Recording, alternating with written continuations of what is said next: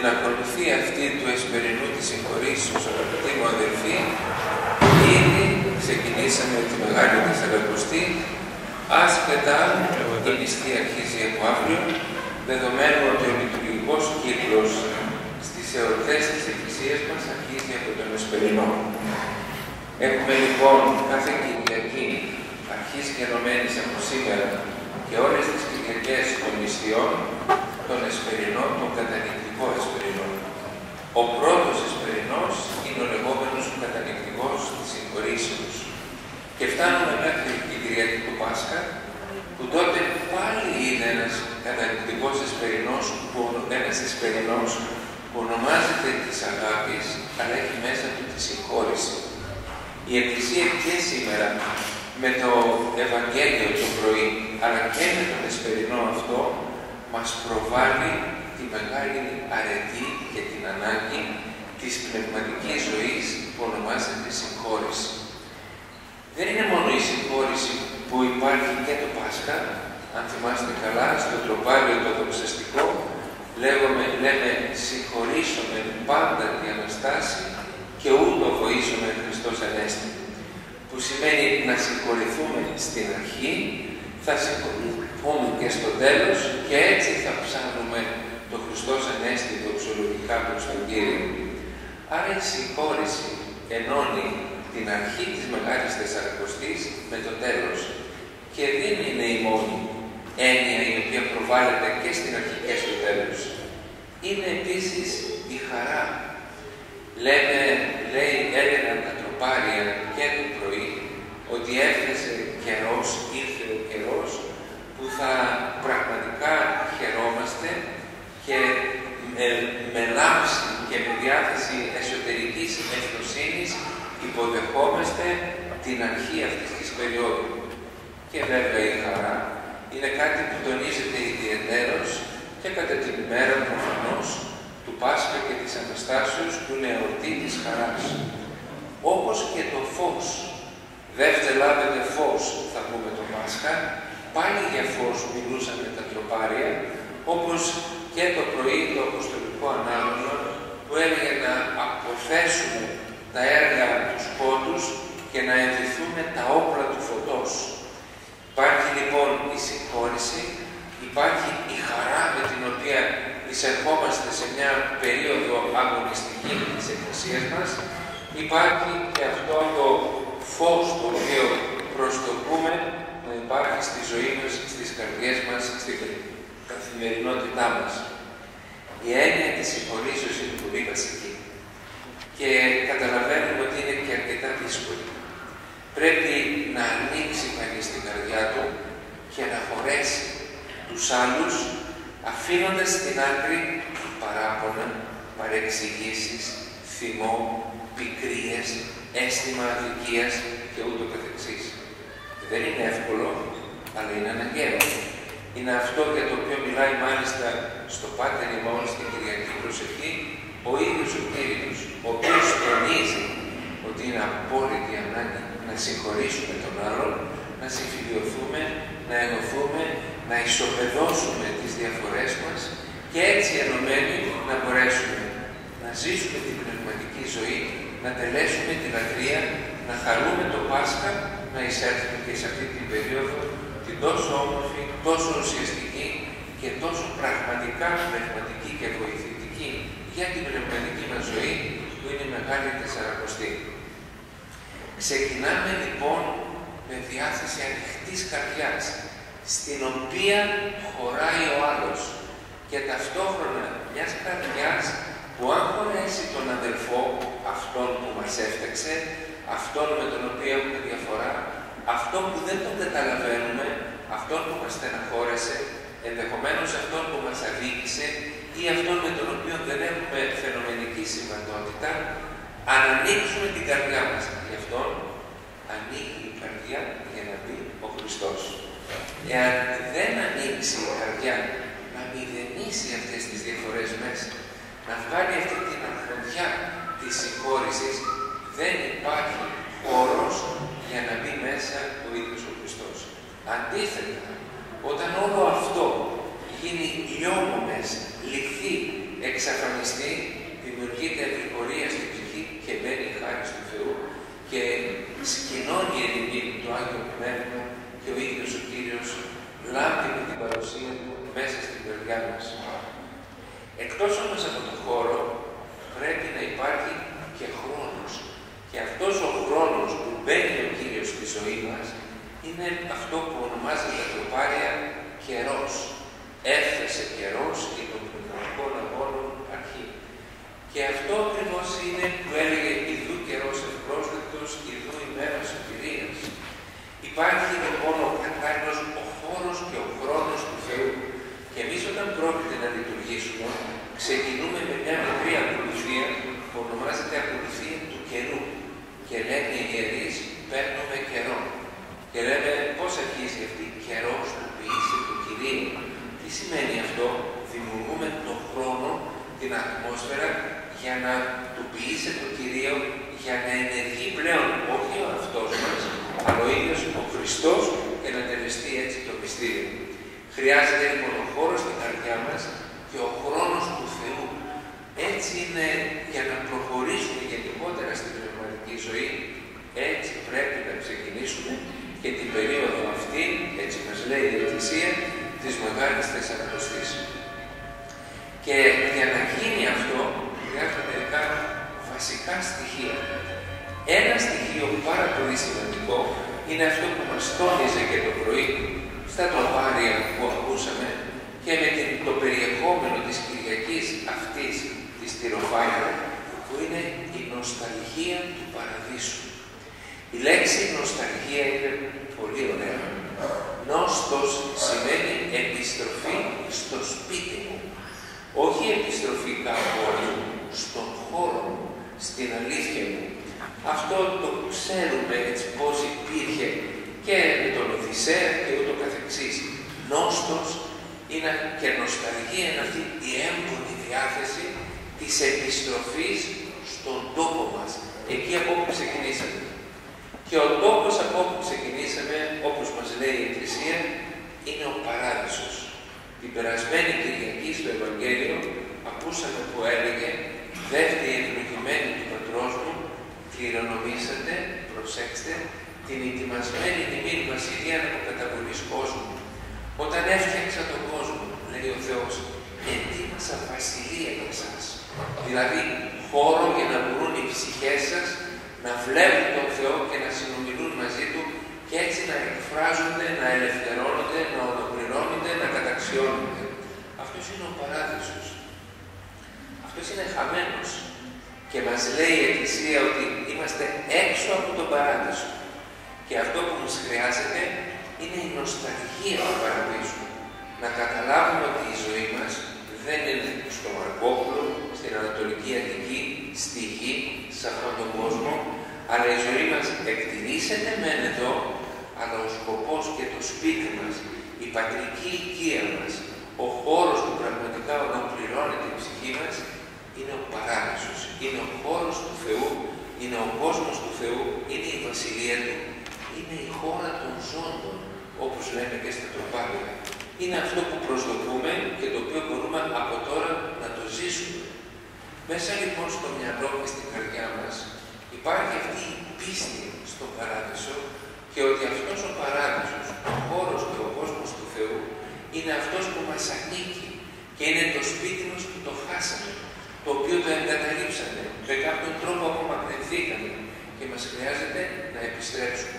Και καθώς το σκεφτόμαστε, το αναπολούμε, το ποθούμε με μια εσωτερική νοσταλγία, δηλαδή έναν γλυκή πόνο προσμονής της επιστροφής μας και της ξανά συνάντησης με τον Θεό Πατέρα.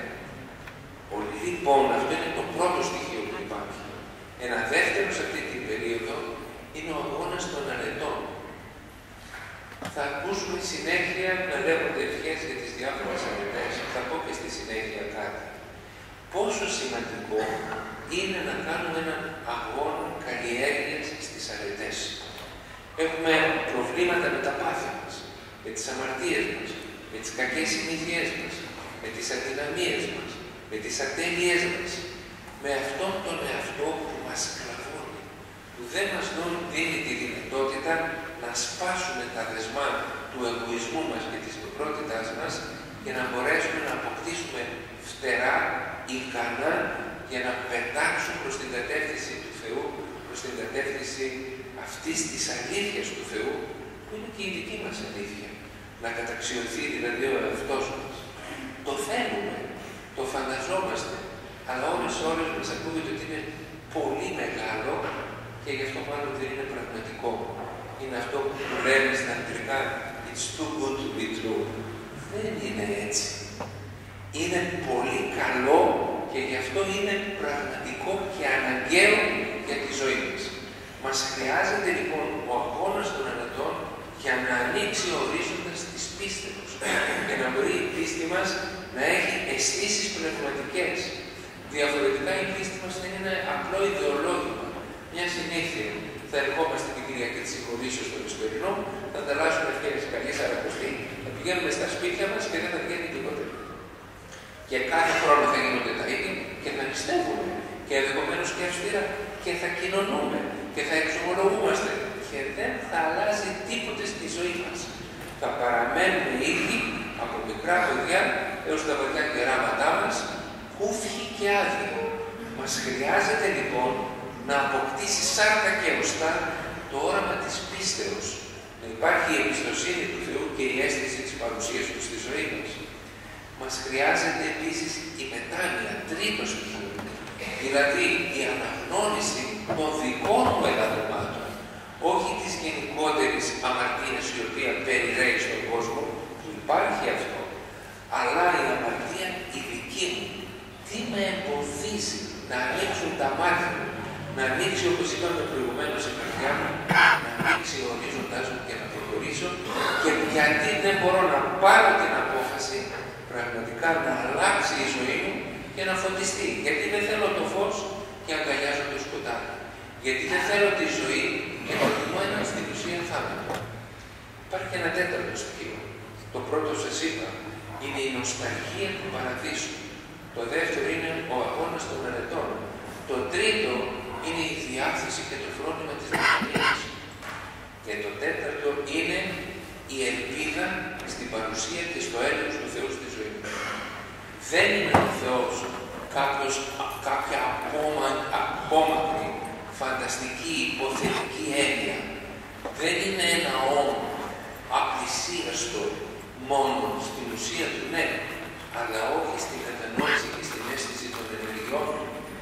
Δεν είναι ο Θεός κάτι ξένο από εμάς, αλλά είναι ο πατήρ, όπως μας λέει η Εκκλησία.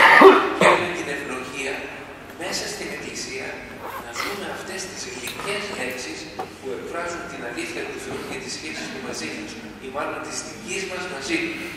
Και ονομάζεται Πατέρας. Και αυτό που έχει είναι αγκαλιά. Όλη αυτή η περιγραφή του ταξιδιού που κάνει ο άνθρωπος σε αυτή τη ζωή, ξεκινώντας από τη μιζέρια της ανθρώπινης φύσης του, ανοίγοντας όμως την καρδιά του πρώτα στις σχέσεις, που είναι αυτή η συγχώρηση που είπαμε προηγουμένως, έπειτα σε αυτή την ανάγκη για φως και για χαρά, και μέσα από αυτά που είπαμε, την νοσταλγία του παραδείσου, την καλλιέργεια των αρετών, τη διάρκεια της μετανοίας και την πίστη στο έλεος, στην αγάπη και στη συγχώρηση του Θεού, είναι αυτά που αποτελούν το κάψιμο με το οποίο πορευόμαστε στη ζωή μας, αλλά και καλούμαστε να το ενεργοποιήσουμε κατά την περίοδο αυτή της Μεγάλης Τεσσαρακοστής. Συνήθως η περίοδος αυτή ονομάζεται πορεία και εικονίζεται στην πορεία την οποία είχαν οι Εβραίοι όταν φύγανε, καθώς περιγράφεται στο βιβλίο της Εξόδου, από την Αίγυπτο, τη δουλεία της Αιγύπτου, για να πάνε εκεί που τους οδηγούσε ο Θεός στη γη των δικών του Ευαγγελιών, των υποσχέσεων και των πόθων τους. Ήταν η Ιερουσαλήμ. Όλη αυτή η πορεία και διάφορους σταθμούς είχε θαύματα, είχε υπερβατικές παρουσίες, είχε τροφή θεϊκή, είχε φως από νεφέλη, είχε τις εντολές που έδωσε ο Θεός στον Μωυσή. Ήταν όμως μια πορεία δύσκολη, με πολλά σκαμπανεβάσματα, με κλονισμό της πίστεως, με θαύματα όπως σας είπα προηγουμένως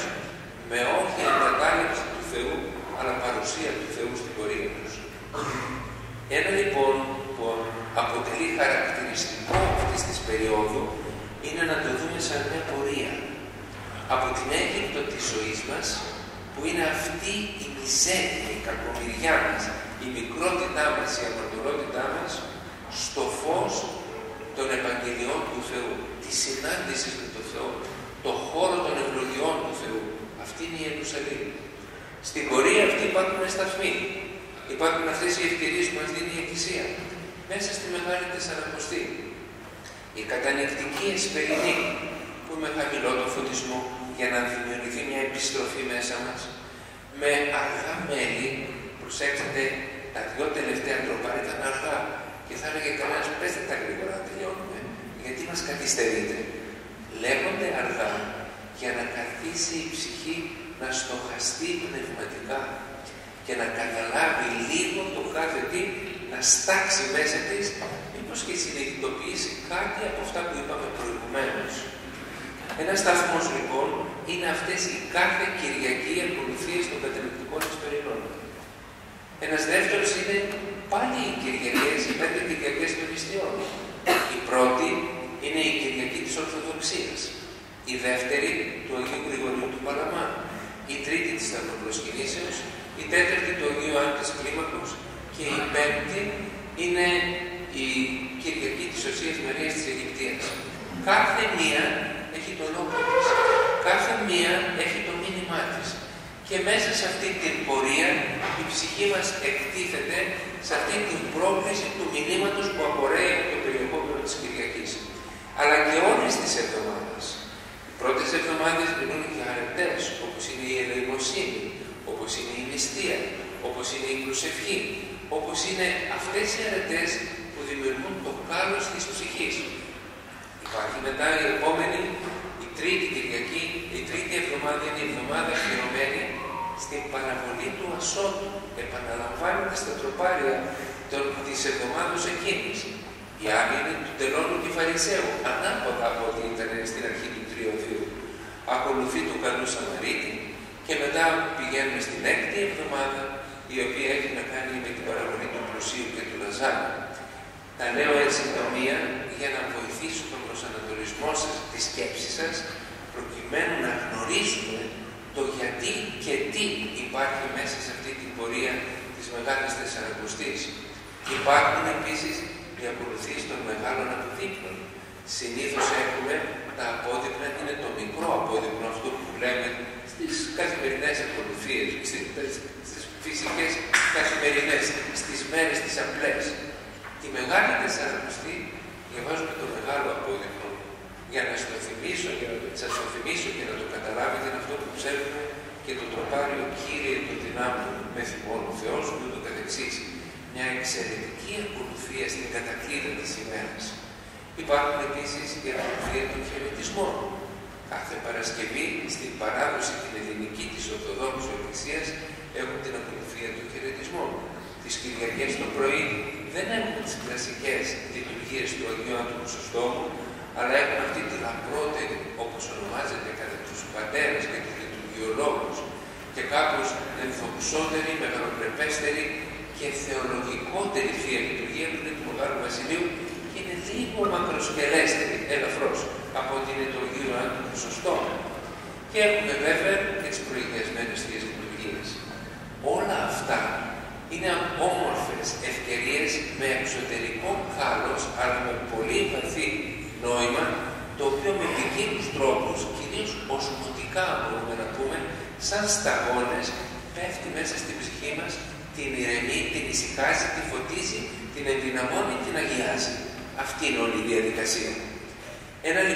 Ένας χαρακτηρισμός αυτής της περίοδου είναι πορεία που θυμίζει την μέσα από διάφορους σταθμούς την πορεία του εβραϊκού λαού από την Αίγυπτο, που ήταν η Αίγυπτος της δουλείας στο Φαραώ, στο χώρο των Ευαγγελιών που δεν τον ξέρανε, δεν τον μπορούσαν να τον φανταστούν, αλλά με εμπιστοσύνη στον Θεό οδηγούνται από αυτόν στο βίωμα αυτό της Ευαγγελίας του Θεού της Ιερουσαλήμ.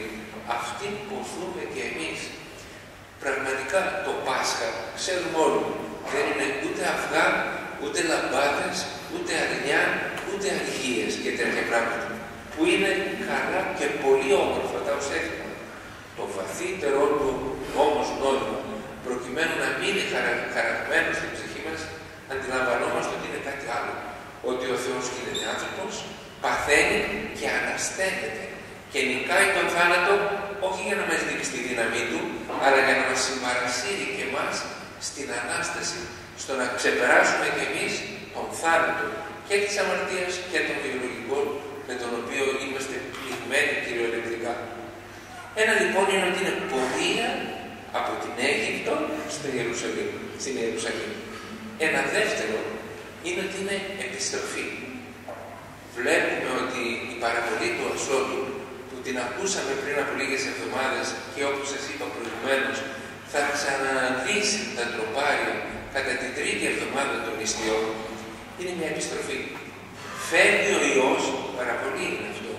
Απομακρύνεται, ζει εξόδος, εγκαταλείπει τα πάντα, αλλά του βγαίνει αυτή η νοσταλγία της πατρικής οικίας. Και τι γίνεται, αυτό το ξυπνά.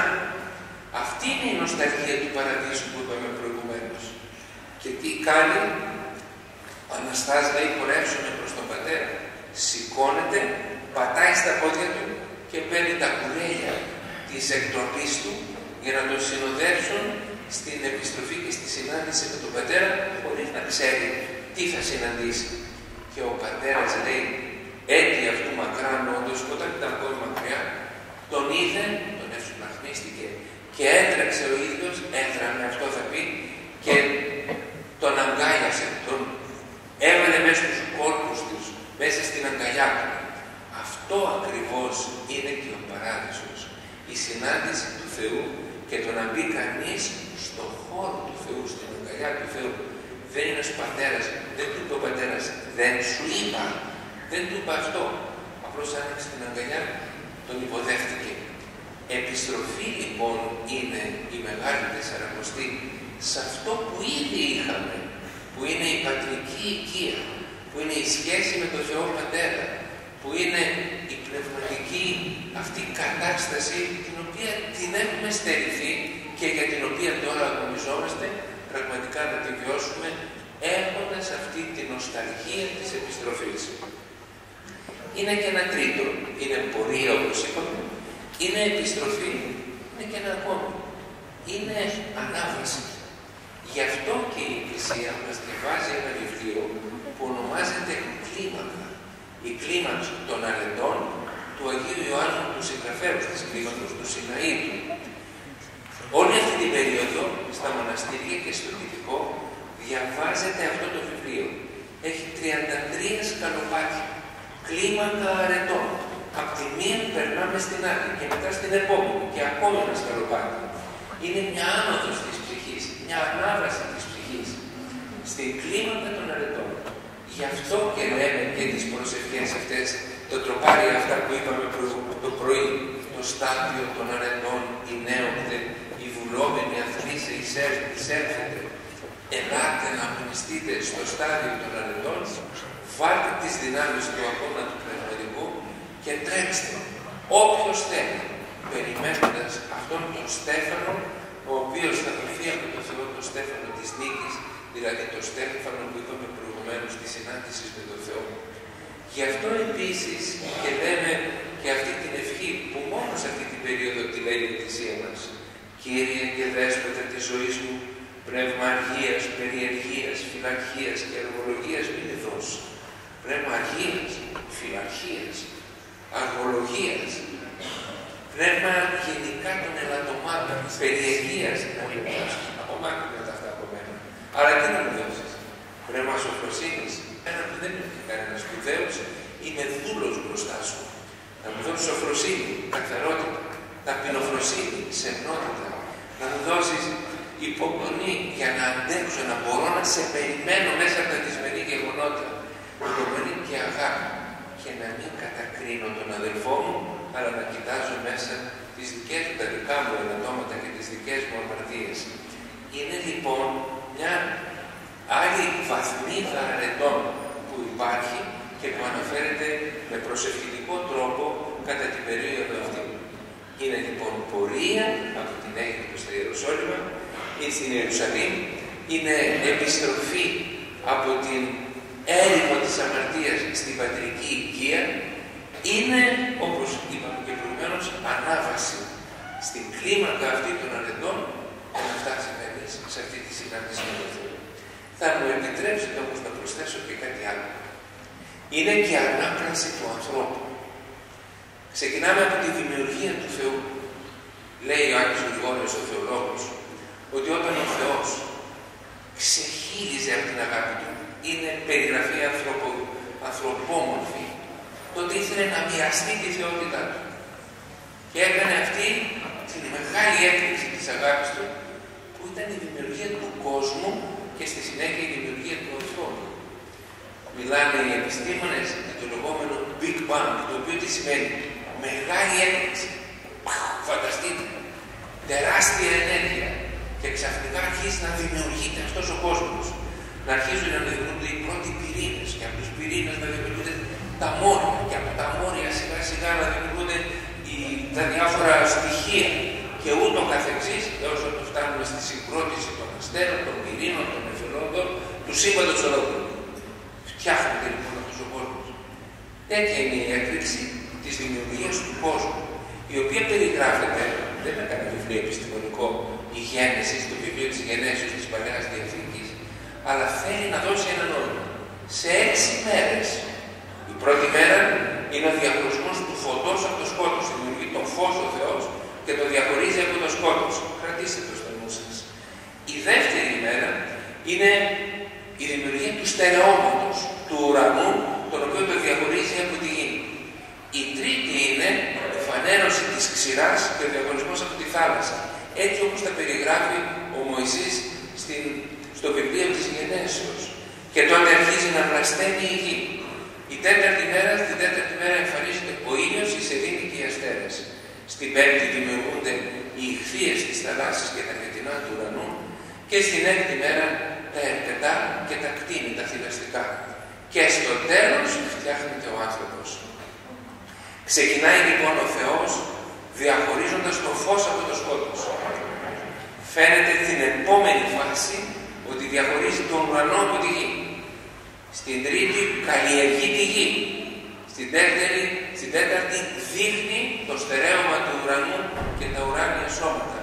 Και μετά πλουτίζει τη γη με το ζωικό βασίλειο, αφού προηγουμένως την έχει πλουτίσει με το φυτικό βασίλειο.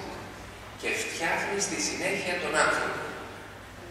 Θα σας πω τώρα μια αναλογία μικρή που είναι λίγο αυθαίρετη, αλλά θα την κάνω την αναλογία.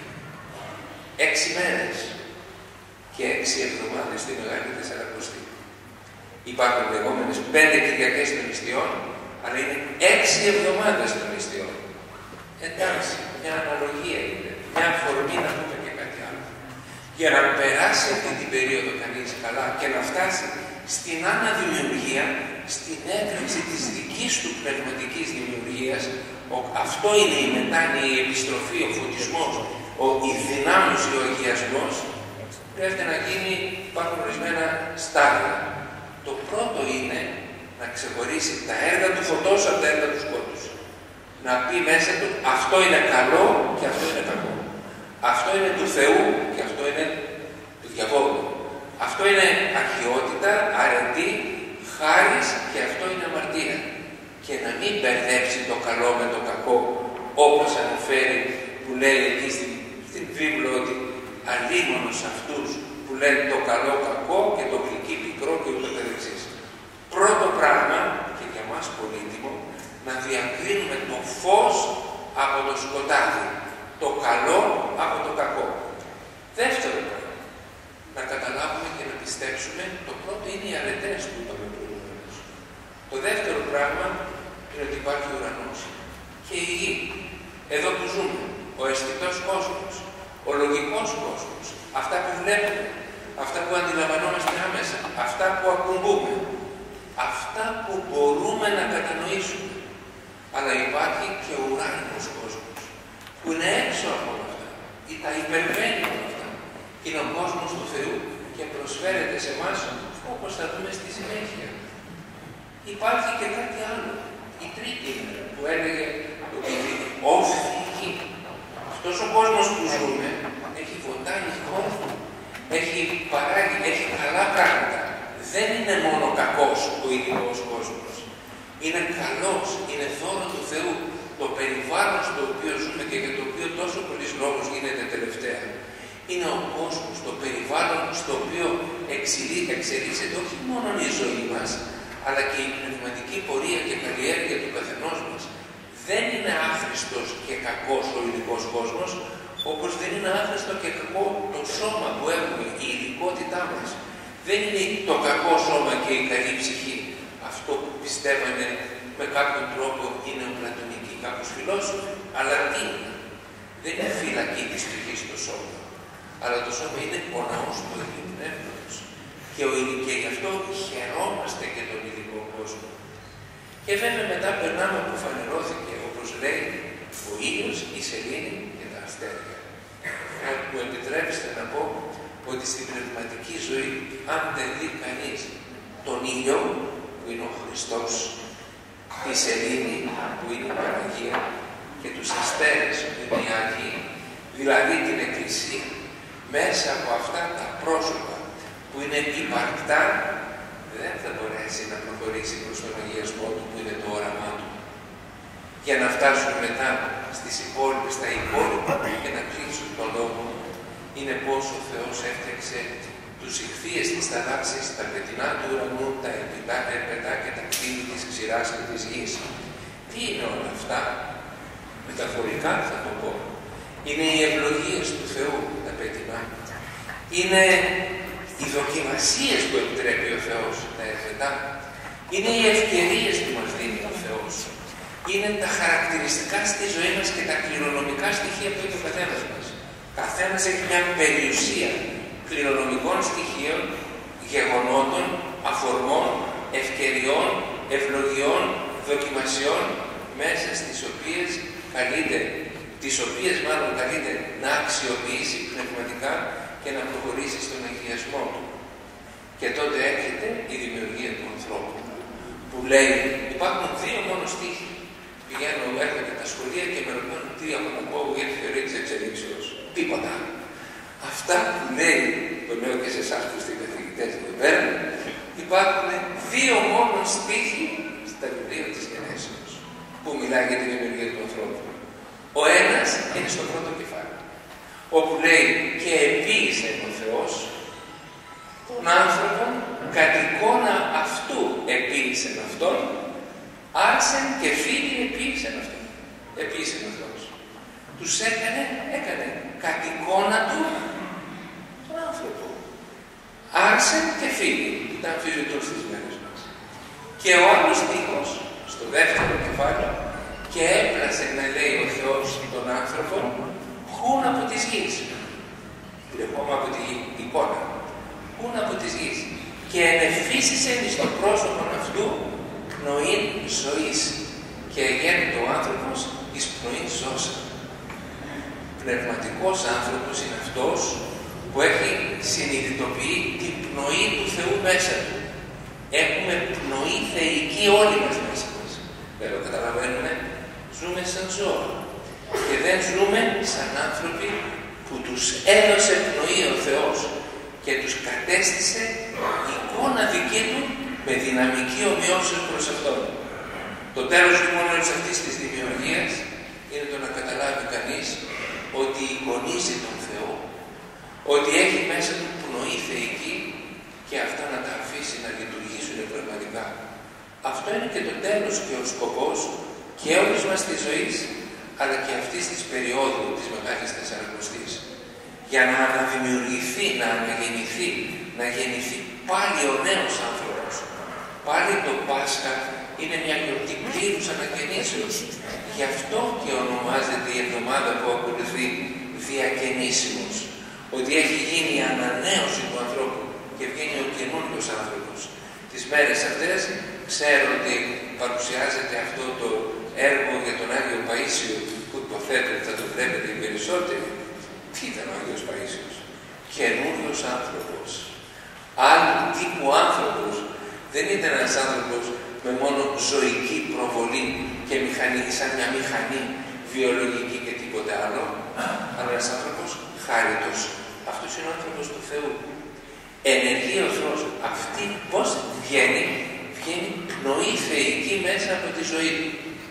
Εγώ θα ήθελα, σας κούρασα νομίζω όλα είπα, όσα είπα, αλλά θα ήθελα να ευχηθώ, αγαπητοί μου αδελφοί, όλη αυτή η πορεία να ξεκινήσει από μια νοσταλγία πνευματική και στο τέλος να καταλήξει με μια αίσθηση θεϊκής πνοής μέσα μας, για να μπορέσουμε έτσι να καταλάβουμε διαφορετικά και την Ανάσταση από ό,τι υπαγορεύουν οι καθημερινές συνήθειες και η επικρατούσα νοοτροπία. Τότε το Χριστός Ανέστη που θα βγει σαν κραυγή μέσα από τις ψυχές μας, μέσα από τη ζωή μας, μέσα από την εμπειρία μας, θα είναι τόσο δυνατό που πραγματικά θα μπορέσουμε να το κατανοήσουμε και να το χαρούμε και να ζήσουμε και το φως και την ανακαίνιση και τη χαρά της Αναστάσεως, την οποία και θα ήθελα να ευχηθώ σε όλους που τη δώσει ο Κύριος, και καθώς θα λέμε καλή Τεσσαρακοστή, να μπορούμε να σημαίνει αυτό και καλή Ανάσταση για όλους μας. Καλή Τεσσαρακοστή, ο Θεός μαζί σας. Κατά τη συνήθεια, όπως ξέρετε, σε αυτόν τον εσπερινό ανταλλάσσεται ένας χαιρετισμός, ασπασμός, συγχωρήσεως αμοιβαίας, και λέει η παράδοση ότι γίνεται στους ναούς, ώστε οι πιστοί να ζητήσουν συγγνώμη από τον ιερέα, και γίνεται και στην Μητρόπολη, για να ζητήσω και εγώ συγγνώμη από όλους σας και να τα βρούμε έτσι λίγο μεταξύ μας, για να έχουμε κοινή, συγχωρημένη πορεία καθ' όλη αυτή την περίοδο. Καλή, ευλογημένη και Αγία Τεσσαρακοστή σας.